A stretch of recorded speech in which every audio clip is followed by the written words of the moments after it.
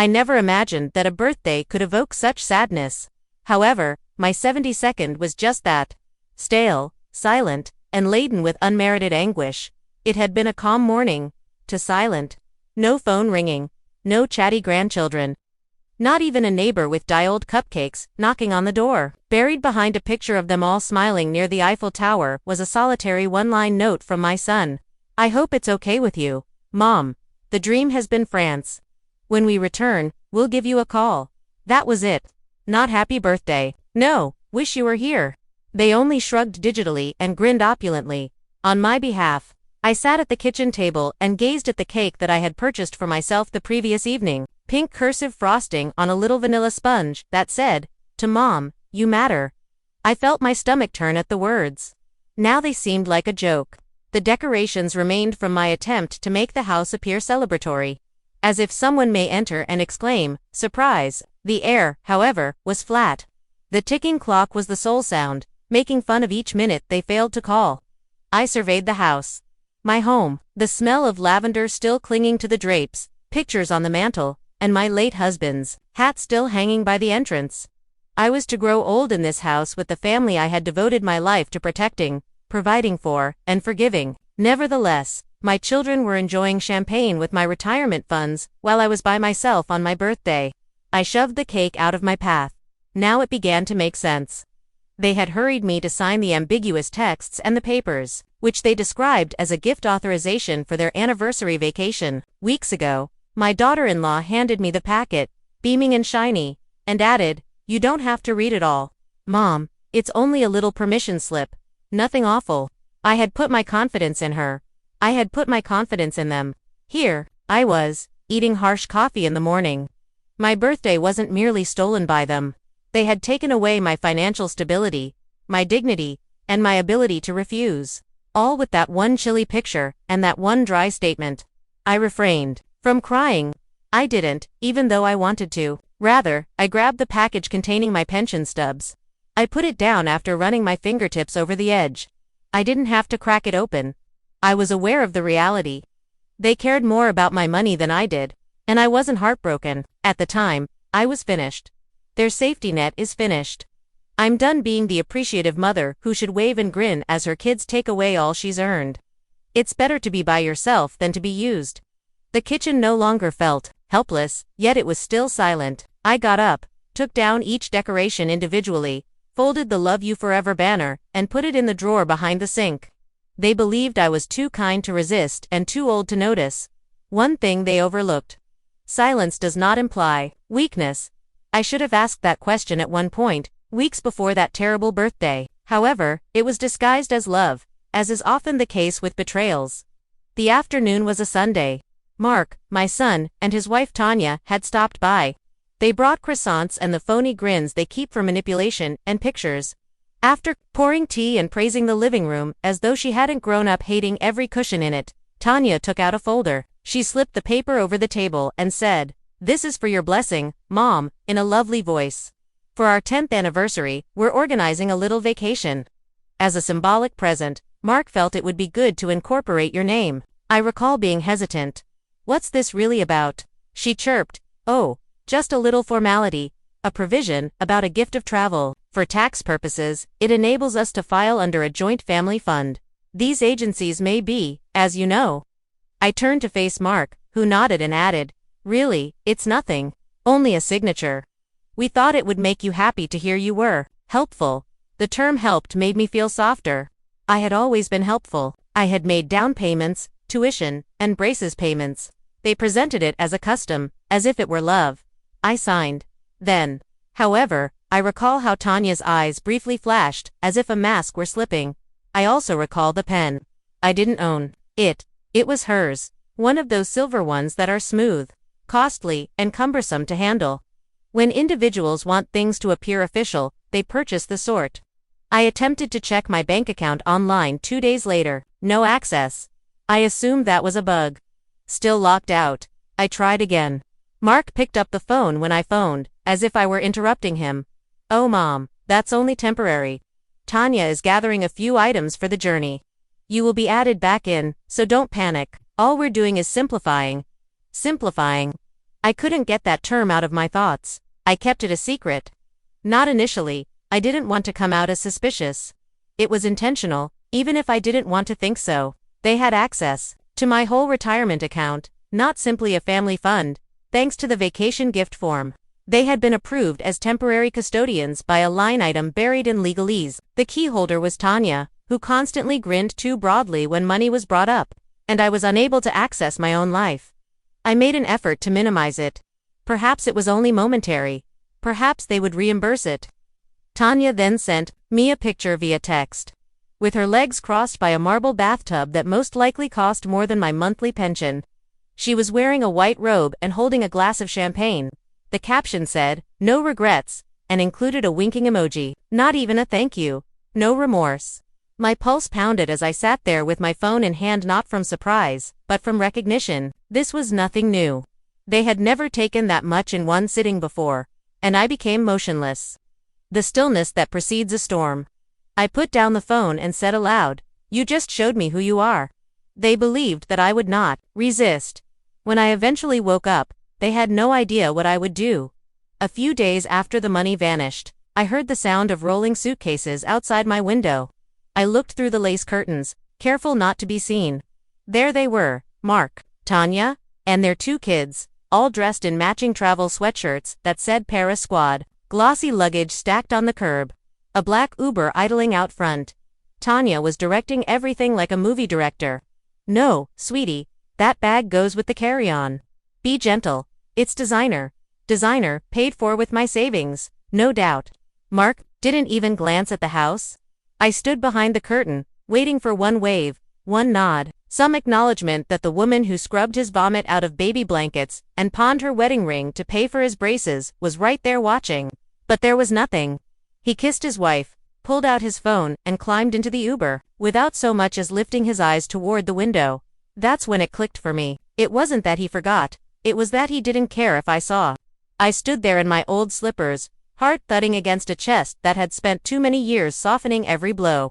It wasn't the money. It wasn't even the lie. It was the insult. You can forgive a thief, but you never forget being treated like a ghost while they walk off with your life.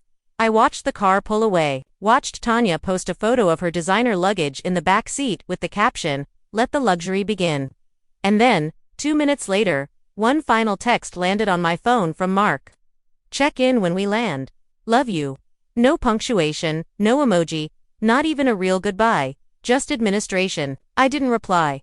I went to the kitchen, poured a glass of water with trembling hands, and sat back down at the table, still decorated with the birthday streamers I'd foolishly hung 2 days earlier. I should have taken them down by now, but somehow, the cruelty of them being there made the betrayal feel more real, more vivid. That was the thing with Mark.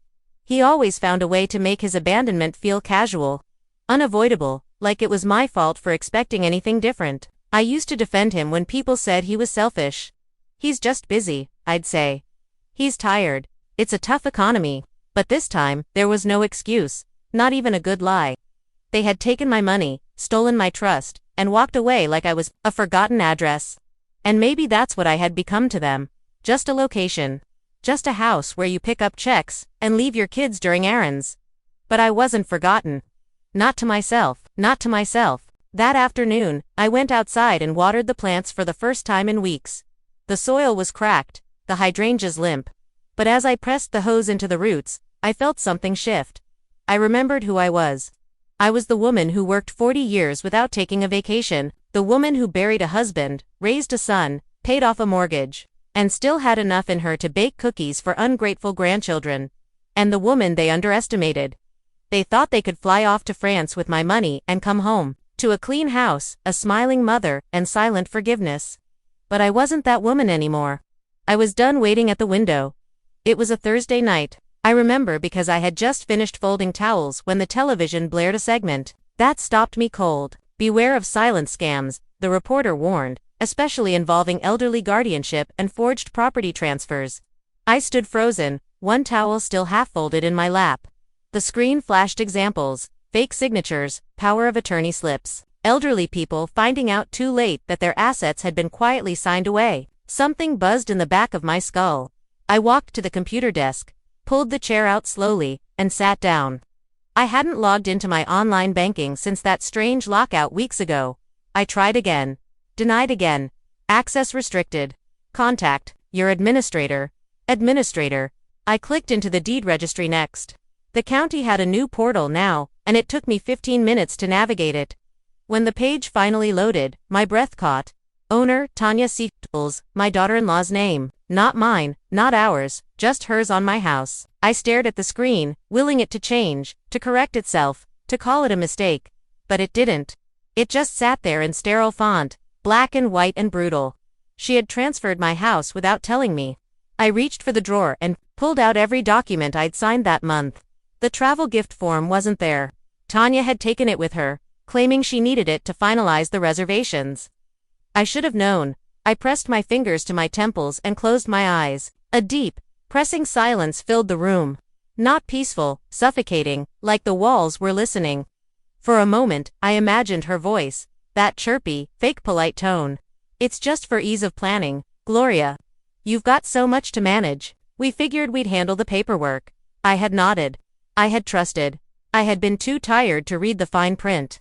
And now my home, the home I'd scrubbed after chemo.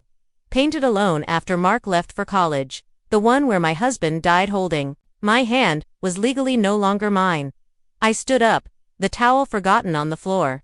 There was no one to tell, no one who'd believe it wasn't my choice. It had all looked so clean, so cooperative, the kind of betrayal that wears a silk scarf and calls itself help. I turned off the TV. I couldn't sleep that night. I just sat in the recliner, blanket draped across my knees, eyes wide in the dark. They thought I was stupid, that I wouldn't check. That I'd quietly fade into a corner of the house, their house now, and keep baking pies like everything was fine. But they forgot who built this life, who paid every mortgage, every tax bill, every repair after the storm. I may have been quiet, but I wasn't blind anymore, so I reached for a yellow legal pad and wrote down one sentence. Check county deed with clerk. Ask about forged transfer reversal. The next morning, I put on my good coat and my walking shoes. My legs shook, but not from age, from purpose. They wanted everything I had, but they were about to learn something they never expected.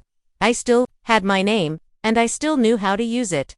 The community center smelled like dust and old books, just the way I remembered it from the years I used to volunteer at the bake sales. I hadn't been back in a while, not since before my knees gave out. But that morning, I walked in like I belonged because I did. And fate, or maybe something more deliberate, led me straight to May. She was sitting alone near the corner window, a paper Sudoku in one hand and a peppermint tea in the other. Her hair was still pinned the same way it was in 1984 when we both ran the neighborhood safety committee. Back then, she could charm a room and terrify a city inspector, all in the same breath. I hadn't seen her in years. She hadn't aged, just sharpened. Gloria, she said, looking up, her voice low but clear. Well, I'll be damned. I sat down without asking, my fingers wrapped around the lukewarm teacup she slid across the table without a word. She didn't need one. She could tell something was wrong. I think they took my house, I said, not bothering with pleasantries, and I think they think I won't fight. Her eyes didn't blink. She just nodded slowly, like she'd seen this before. Maybe she had. Let me guess, she said. They used a gift form or a living trust addendum. My stomach dropped. A travel gift clause. Tanya called it. I didn't read it close enough. Just signed. May clicked her tongue. Classic soft scam. They file it quietly, shift the deed, call it temporary for logistics. And by the time you realize it, it's legal enough to look real, but messy enough to fight. I didn't realize I was shaking until she reached across the table and steadied my hand with hers. Here's the thing they don't count on, she said, her voice going just a notch lower. They don't expect you to have friends who used to notarize police reports and divorce filings for a living. I blinked. You were a notary. 37 years, she said, sipping her tea. Retired now, but I still know where the paperwork lives, and more importantly, I know how to spot a forgery. For the first time in weeks, I exhaled. Not because everything was fixed, but because I wasn't alone. We talked for an hour. May told me what to bring, what to request, who to avoid at the county clerk's office, because she'll call Tanya the second you leave. She pulled a napkin from her purse and wrote down names. Then she paused, looked me in the eye, and said something I didn't expect. You're not weak, Gloria. They just counted on your silence, break that, and they've got nothing. I nodded, swallowed hard, and whispered, "They think I'm still baking cookies." May laughed. "Let them think that. Just make sure the oven's empty when they come looking." I left that center with nothing but a napkin in my pocket and a fire in my chest. For the first time since the text on my birthday, I didn't feel like a victim. I felt like a witness, and a woman who was finally going to testify. The county office smelled like waxed linoleum and old coffee. It hadn't changed since I last renewed my driver's license back when Mark still needed me to fill out his tax forms. I wore my nicest cardigan that day, not because I wanted to impress anyone, but because I needed to feel like the woman I used to be. The one who could stand up straight in a courthouse lobby and be taken seriously. May had warned me, asked for Sylvia, avoid Pam. Sylvia has a brother in construction. She's seen things. Pam's a gossip, don't give her ammunition. I waited in line behind a man arguing over a traffic fine and a woman cradling a crying baby. When it was my turn, I stepped forward and said simply, "I'd like to see the most recent deed on file for my home address, please. I believe there may have been an error." Sylvia didn't ask questions. She just nodded and typed slowly. When she printed the form and slid it across the desk, her fingers paused, barely, but I saw it. A flicker of recognition, a wrinkle in her brow. She looked at me, soft but serious. "You used to be on the church board, right, with Pastor Jim?" I nodded. "For almost 10 years. She leaned forward slightly, voice low. "I remember you. You used to host the pie auctions. You're sharp, you don't miss details." I didn't smile. I didn't cry. I just waited. She pointed to the printed deed. "Tanya Seffeld's transfer via authorized custodial designation, filed 3 weeks ago, power of attorney form used for legal execution." I stared at the signature. It was mine, sort of, but I knew my handwriting. This one had too much curve, too much swirl, like someone trying to make it look grandmotherly. It was a copy of me, but not me. I felt my breath catch. "Can this be reversed?" Sylvia glanced at the side. The room was busy, but her voice dropped anyway. "That depends. If you can test it and prove coercion or lack of understanding, it becomes fraud. But that requires proof. A notary statement helps. A handwriting sample. Anything that shows you didn't sign with full knowledge." I opened my purse and pulled out a photo of the actual travel form Tanya had sent me as a confirmation. She'd texted it with a smiling emoji, as if to say, "Isn't this cute?" Sylvia took it, studied the image on my phone, and her lips tightened. "She filed this as power of attorney," she said. "Not a gift. That's misrepresentation, and you weren't declared medically unfit, which means it was forged." She didn't nod, but she didn't have to. She printed another sheet, slipped it under the desk divider discreetly, and said, "If someone were hypothetically preparing to contest a property transfer, this is the form they'd use." I took it without a word. As I turned to leave, Sylvia called after me softly, so no one else would hear, "Miss Harlan." I turned. "Don't wait too long. These things, they get messier the longer they sit." I nodded once, tightly. "I'm not waiting anymore." Outside, the wind cut sharp through my coat, but I barely felt it because now I had it in black and white. They didn't just trick me, they stole from me. And they'd signed my name to the theft. They thought I'd never find out. But I had the truth, now, and May's napkin in my purse, and a legal form clutched in my hand, like a weapon they never saw coming. The cafe on 4th and Juniper had been my safe place for years. Small, quiet, no music, just the hum of ceiling fans and the occasional clink of ceramic cups. I went there that Tuesday because I needed a place to think. I brought the papers with me, tucked into an old envelope, and ordered my usual peppermint tea. I was halfway through reading the legal definitions of constructive fraud when I heard them. 2 booths over, young voices, one male, one female, laughing loud in the way that only people without fear can be. And then Tanya said, the man chuckling, "She'll never know. We've already got the keys, and she still thinks we're on vacation." I froze. The tea burned my lip. I didn't move my head, but my ears sharpened. "She's just sitting there in that old house like it's still hers," the girl said, biting into what sounded like a biscotti. "Once the sale clears, we're done." I told Mark to be quick about it. My hands started to shake. Mark, my son's name, leaving a stranger's mouth. I turned just enough to catch a glimpse. Mark's old college friend, Kyle, and some young woman with bleached curls and big sunglasses perched on her head like a crown. I recognized her vaguely. Tanya's cousin, Maybe. Kyle was scrolling through his phone, laughing again. Man, once they sell that house, you two are golden. She's still got cash left, right? Oh yeah, the woman said, sipping her drink. But that's phase 2, retirement home transfer. They've already got the paperwork started. Retirement home. My grip tightened on the edge of the table. My tea had gone cold, my blood colder. So that was their plan. Move me out. Seal the sale. Cash in like I was just furniture that needed to be cleared before the open house. I stood up slowly, carefully, gathering my papers. My legs felt stiff, like my knees might give out, but I walked to the counter and smiled at the girl ringing up lattes. Can I borrow a pen? I asked, sweet as pie. She handed me one without a word. I returned to my table and wrote a single sentence on the back of the legal envelope. They are preparing to move me without consent. Then I slid it into my purse, left a tip, and walked out like nothing had happened. But inside, something final had shifted. They weren't just greedy. They were preparing to erase me, and they were laughing about it in public like I was a joke, an obstacle, a footnote in the story of their new, shinier lives. I walked home without crying. I'd done that already. Now I was focused because now I knew it wasn't just about money. It was about power. They thought they had mine. They forgot who taught them how to fight in the first place. The letter came, folded twice in a plain envelope. No return address, just my name, in perfect print. Not even cursive, just the kind of font you use when you want something to feel medical or final. Inside, it said the retirement facility had confirmed a preliminary placement and that I would be assisted into temporary transitional housing later that month. No date, no visit, no phone call, just a quiet eraser set in motion with bureaucracy. They planned to move me while I was napping.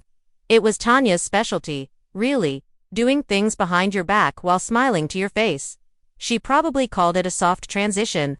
She probably used words like streamline and safety, but what it really was disposal. They didn't even give me a chance to argue. I sat there at the kitchen table, letter in hand, birthday banner still rolled up in the trash can behind me, and felt that familiar surge of shame they'd taught me to carry. Then I picked up the phone. May answered on the second ring. They're moving you, she said, no surprise in her voice, only steel. Yes, when, soon. Without telling me. May didn't say much. She just breathed into the phone once, slow and even. I'm calling Walter, she said. Walter, the retired officer, from 2 blocks down, used to handle estate disputes and elder fraud cases before his heart gave out. And he traded his badge for gardening gloves. That same evening, he knocked on my door with a folder in hand and a grim smile. May said you're being targeted. Show me the letter. I did. He read it once, then again, then pulled out a different set of papers. They're using a clause I've seen before, fraudulently activated guardianship. All they need is a doctor's note, and a claim of confusion.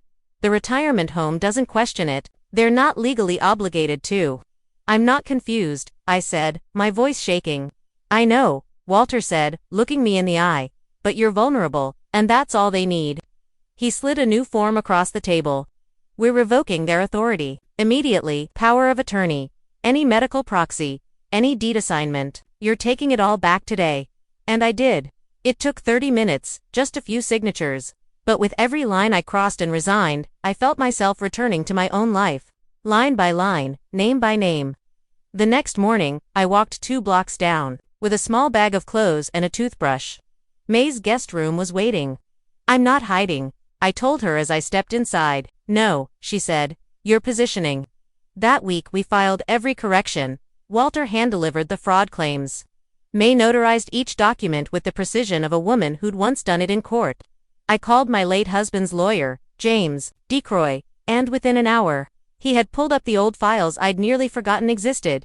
Joint ownership, marriage affidavit, legacy clauses, everything Tanya had ignored when she falsified my signature. You've got a case, James said. And more than that, you've got leverage. But I didn't want court. I wanted control. I wanted silence to turn to strategy. And I wanted to see the look on their faces when they came home to a different house. Because if they thought I'd napped through a heist, they'd forgotten who I really was, and soon they'd remember. I hadn't spoken to James Decroy in nearly 5 years, not since the funeral. But when he picked up, he sounded like he'd been waiting for me. Gloria, he said, calm and clear. I thought you might call one day. I didn't ask what he meant. I didn't need to. He'd known my husband for decades, back when people still bought homes with handshakes, and loyalty meant something. James had always liked me more than he liked Mark, though he never said it out loud. It was in the way he always handed the papers to me first. I need help, I said. Tell me everything, he replied, and I did. He didn't interrupt once. Not when I said Tanya forged my name. Not when I said the house had already been listed under hers. Not even when I told him they planned to relocate me while I napped. He listened like a man measuring every word for its legal weight. When I finished, there was a pause. Then we're going to undo every inch of it. Quietly, but completely. James didn't waste time. He faxed over a power of attorney revocation form, scheduled a remote notary, and arranged a document courier to my new temporary address, May's cozy yellow cottage, where I now slept better than I had in months. He guided me through every line. Initial here, sign here, don't touch that box. It's a trap. It took 3 days. 3 days of notarized statements, updated will amendments, and a fresh declaration of competency signed by my physician. May drove me to the clinic herself and waited in the lobby with a crossword while I passed the evaluation with ease. She's not confused, the doctor said, glancing at my file. She's angry. And she was right. By Friday, James had everything filed. The house deed transfer was officially contested. The power of attorney was nullified, and my financial access restored every locked account, every forgotten password. James helped me rebuild it brick by brick. When I opened my banking portal and saw my pension again, untouched, glowing like a beacon, I smiled. They hadn't drained it, not yet, because Tanya, for all her cruelty, was still methodical. She liked to steal things in stages. First access, then control, then the cash. But now the lock was back in my hands, and then James asked the one question I hadn't expected. Do you want to press charges? I sat there a long time. The word charges felt cold, sharp, but what I said was even colder. Not yet. Because revenge wasn't the goal. Clarity was. I wanted them to come home and feel the shift. I wanted them to walk through that door and realize they weren't in charge anymore. James understood. He didn't push. We'll hold the evidence, he said, but everything is signed, sealed, and time-stamped. If they challenge you, they lose.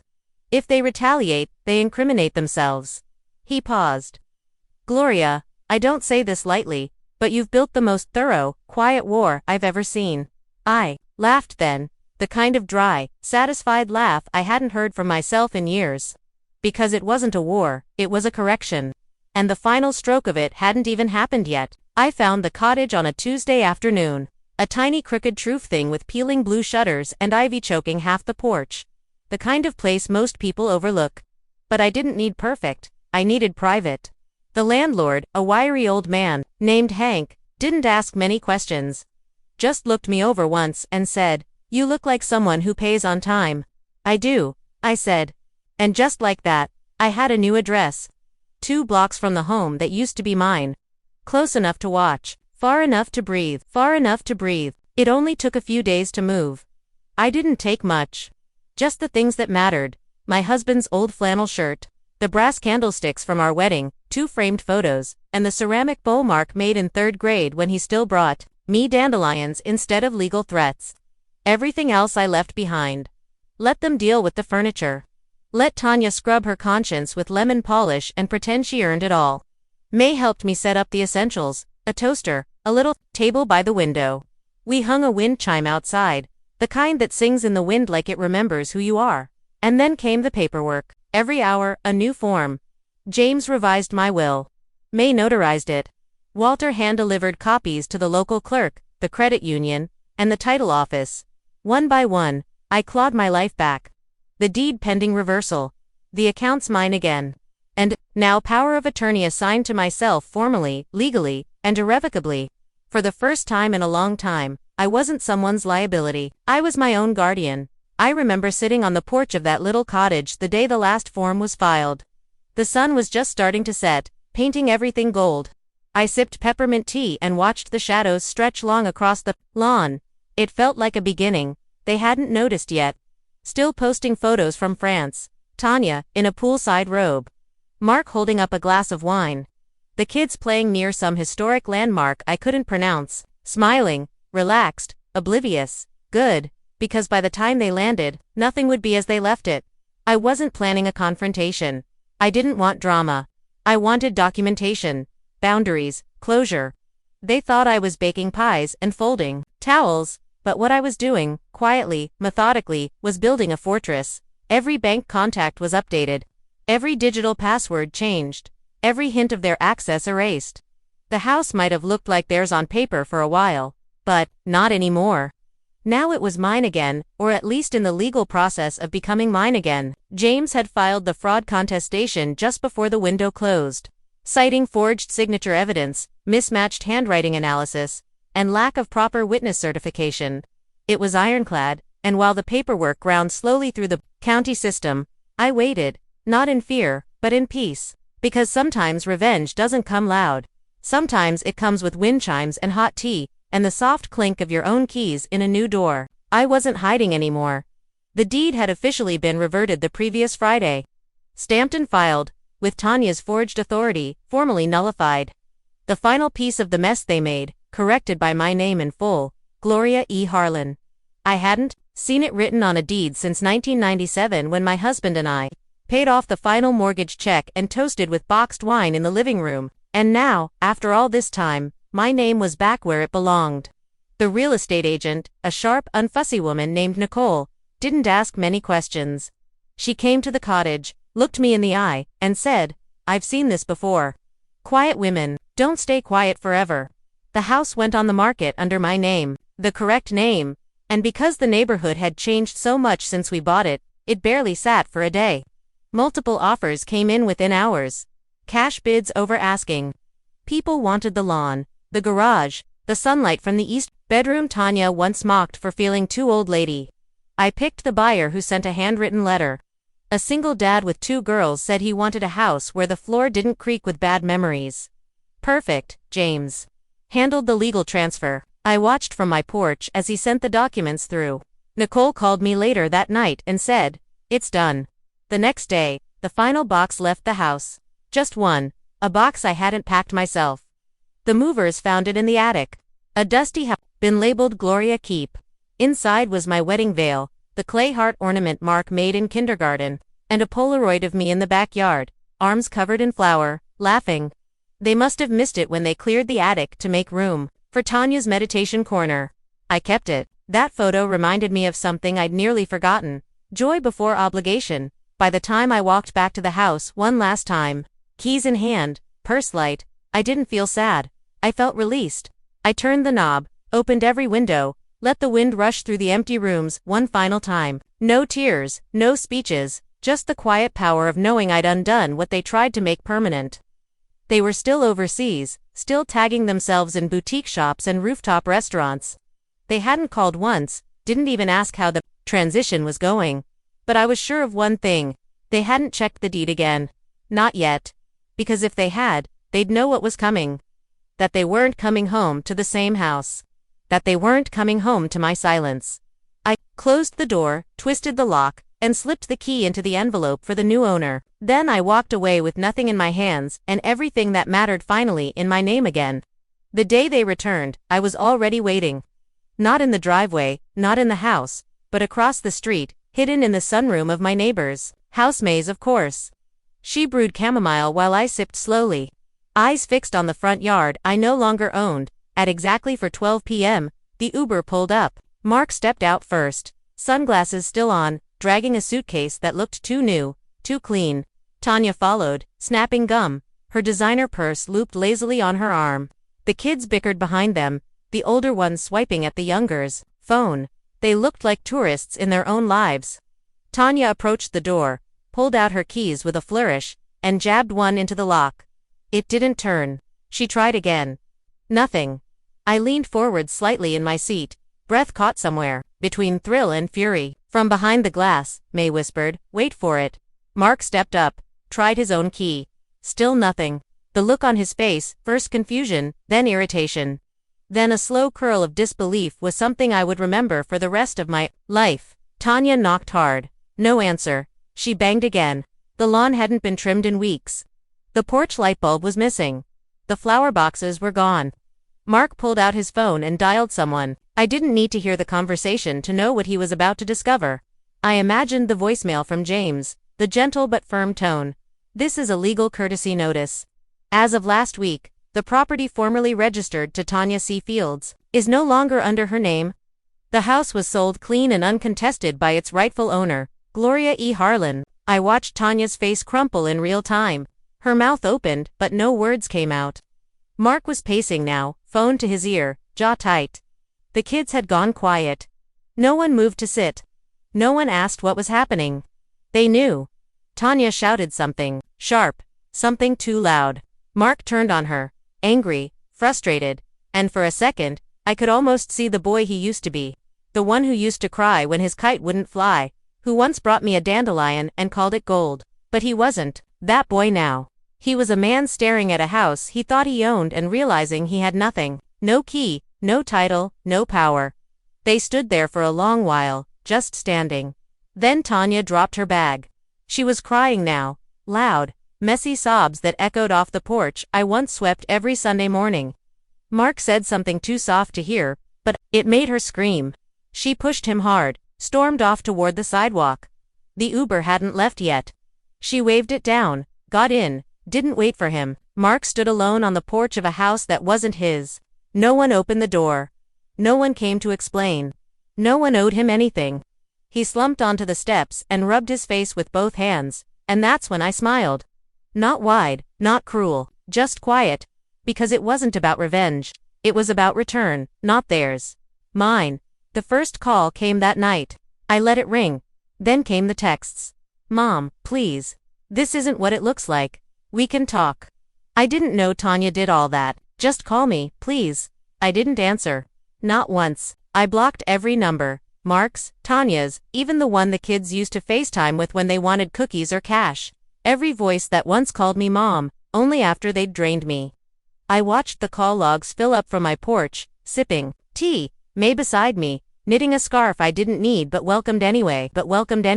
By day 2, the messages shifted. You're being spiteful. We did this for your safety.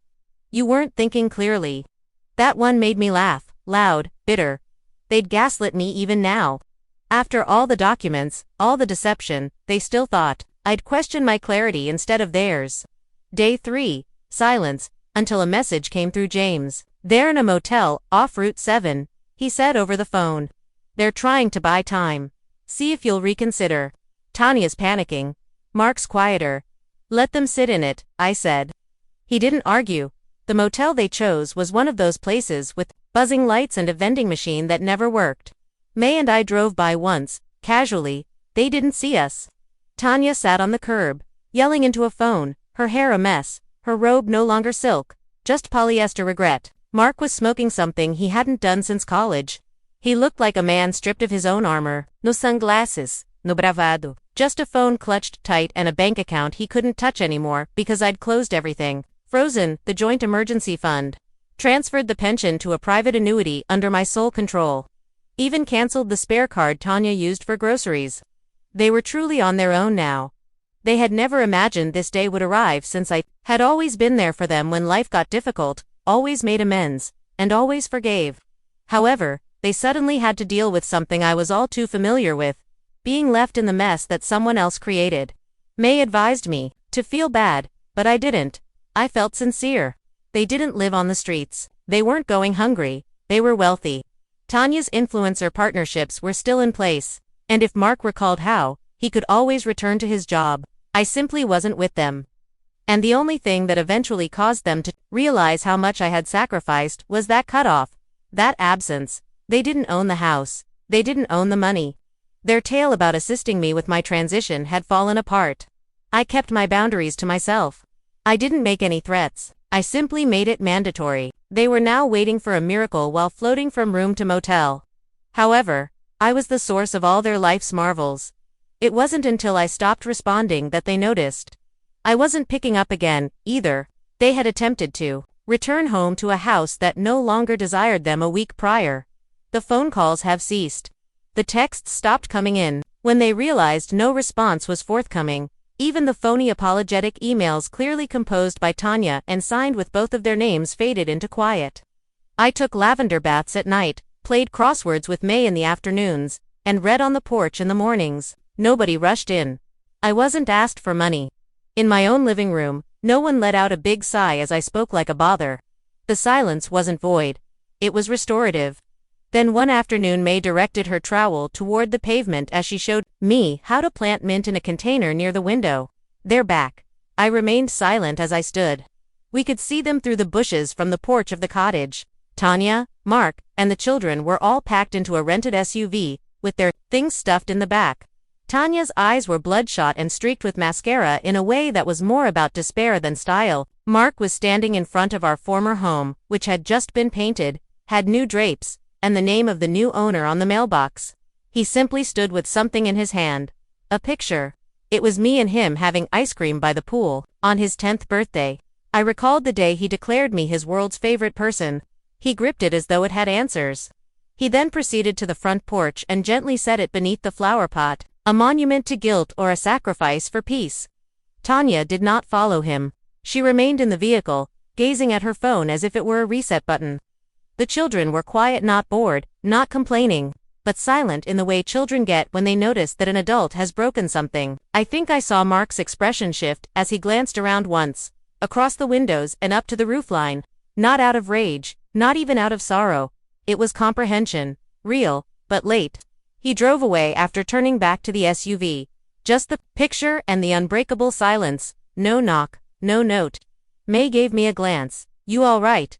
With dry eyes, I nodded. I'm better than all right.